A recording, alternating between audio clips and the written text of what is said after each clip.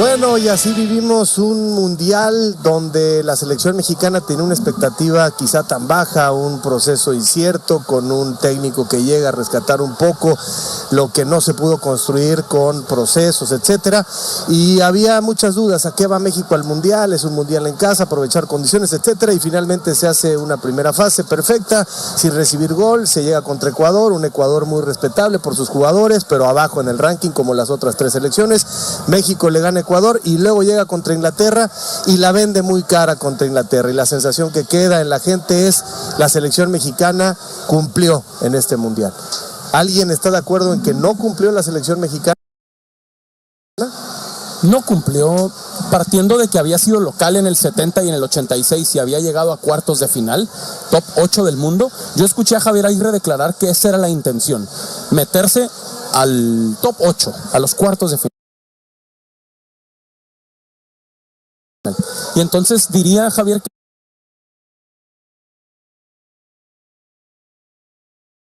¿no? Lo que se buscaba era cuartos de final. Entonces no y cumplió. Te quedaste, no cumplió, te quedaste otra vez en los octavos de final, y cuando habías sido local habías llegado a cuartos y ahora no llegaste.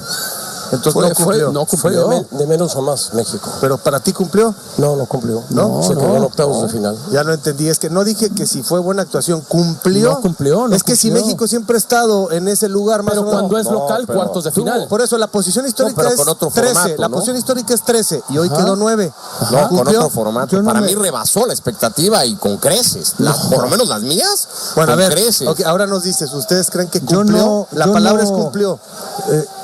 No me quiero limitar a eso, o sea, con base en las decisiones, en la liga que tenemos, en los cambios que hubo en la estructura desde el mundial pasado, en que el mundial pasado retrocedimos y todo lo que sucedió, para mí superó por mucho las expectativas. No quiero decir cumplió, porque siempre parecería que es un tema de mediocridad, porque nos falta el pasito. ¿Por qué 3 delanteros al final y puros pelotazos? ¿Por qué nos hizo de otra forma? O el gran paso. Nos está faltando ese paso, pero para mí, con las expectativas que yo tenía de la selección como analista deportivo, la superó. Se ganaron los 3 partidos, 100%. 0 goles atrás. En el cuarto partido es brillante lo que hacen contra Ecuador, que no estoy diciendo que es una potencia ni mucho menos, pero es un partido muy bien trabajado, donde defendiste muy bien, que es lo que mejor hace, y generaste opciones de gol.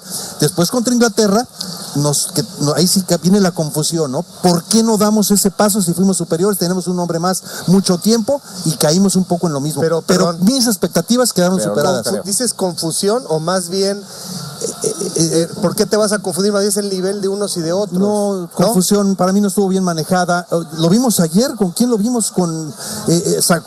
Cambió con Argentina el partido pasado. ¿No se le ganó a Inglaterra por lo táctico? Sí, o sea... No, Ricardo, no le ganaste a Inglaterra porque no tenías el talento para ganarle a Inglaterra. No le ganamos a Inglaterra por errores en tácticos y por supuesto por la calidad de los jugadores que no te da. Porque tú tienes un hombre más, estás atacando para generar y te meten un gol, pero por Dios, pero ¿cómo me van a meter un gol con 10? Porque la velocidad no la tiene. Por la calidad de los jugadores, malas decisiones, un mal despeje de Edson, lo que sucede atrás en la portería. Pero creo que México, mis expectativas sí las cumplió, pero no basta con eso ya no basta con eso. Tenemos que pensar en mucho más. Pero estaba en su casa, Estaba en su casa. Sí, en su casa. No, si cumplir es más o menos.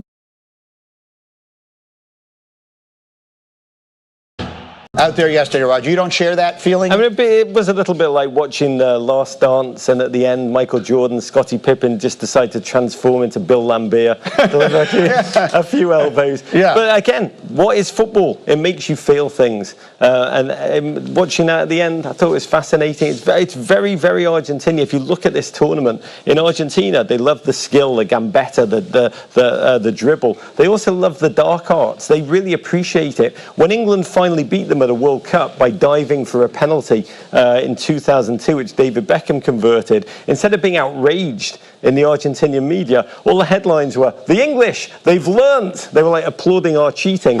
It's very much part of the game and part of the spectacle. So let me ask one more here, and then we can do a little bit of this off the top of the next hour. Please. If you sum the entire experience up for the last month of what this has been here, and obviously there were games in Mexico and Canada, but for us here in the United States, I felt an energy around it. I was here in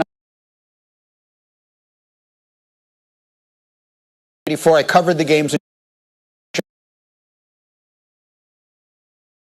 to me. How would you sum up what this World Cup was in America? It's been a magnificent triumph. On the field, the big dogs, Messi, Mbappe, Shaquille O'Neal of Norway, Erling Haaland, they all roared. But it's off the field, Greenie. You know, watching the fans fall in love with America again, watching America fall in love with this sport of football. The love that has emanated from this thing, by and large, it's what we all needed. We needed this. We needed the world to come enjoy our Buc-ee's, enjoy our Waffle House, enjoy our animal style and In-N-Out burger. And it's the memories that we've made, that you've made, which are the real legacy of this tournament. Does it last? Do you feel that there's some stickiness to this, Herb? I do feel there's stickiness. Listen, around here, Mexico, Estadio Azteca, the Americans, they run everything. They're going to eat it up, they're going to soak it up, and it's here to stay. Okay, we'll do more on this as we go, guys. Great to have you here. But from one football to another football to another.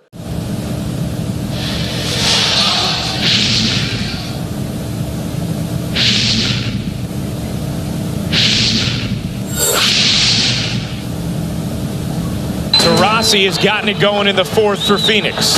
Taurasi connects on a three. Handoff Taurasi, a three is good. Reiner finds Taurasi, a three is good. The GOAT delivers again. This is the GOAT doing what she does.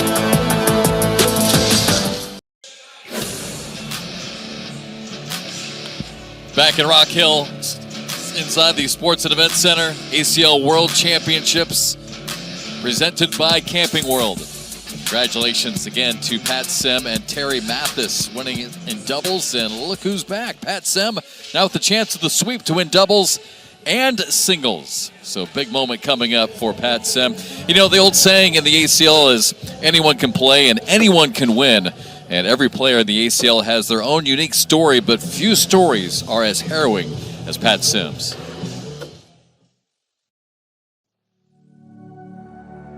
I'm Pat Sim. I'm 62 years old and I'm from Cambodia.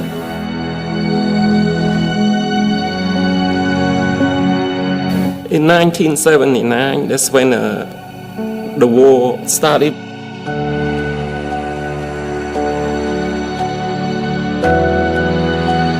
The communists scattered, they run into the jungle and people scattered all over.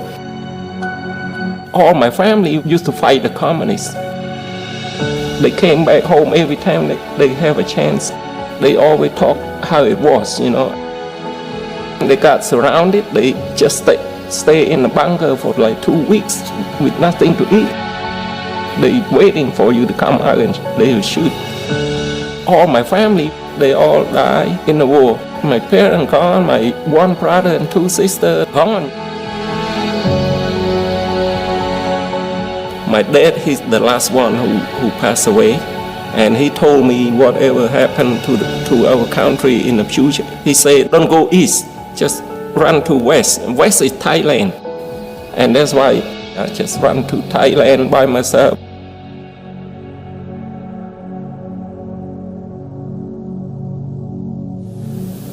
That's why earlier she asked me what is the biggest accomplishment I ever made. I say, come to over here because it gave me a second life.